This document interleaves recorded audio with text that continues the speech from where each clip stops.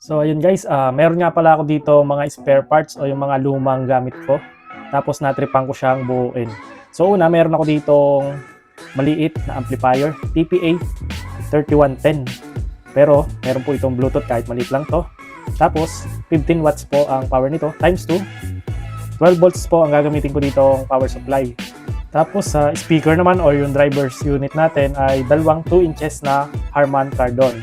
So meron po itong 10 watts, tapos 4 ohms. Siyempre gagamit tayo ng adapter, socket connector, tapos isang rocker switch para sa on and off. Tapos yung gagamitin kong box sa kanya is talagang box po. So galing po ito sa cellphone. Hindi ko pa po alam kung magiging maganda pa yung tunog nito. Pero mukhang okay naman, medyo makapal din naman tong kahon ng cellphone.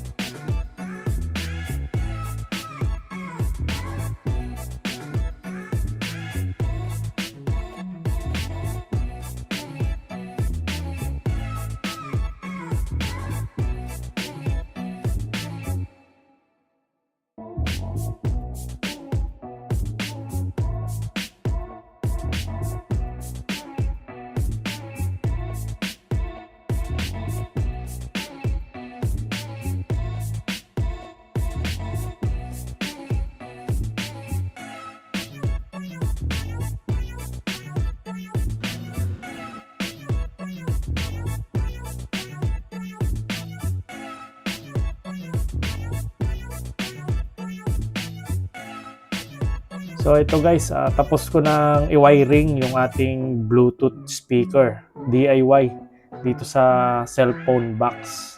So wala pa akong idea kung okay ba yung magiging tunog nito. Sa wirings naman ay maglalagay na lang ako ng diagram para masundan nyo if gusto nyo din gumawa.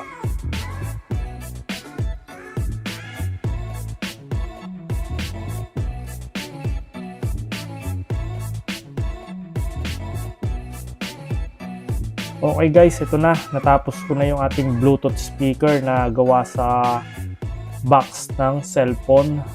So 2 inches full range speaker. Tapos dito ko na nilagay yung amplifier sa gilid.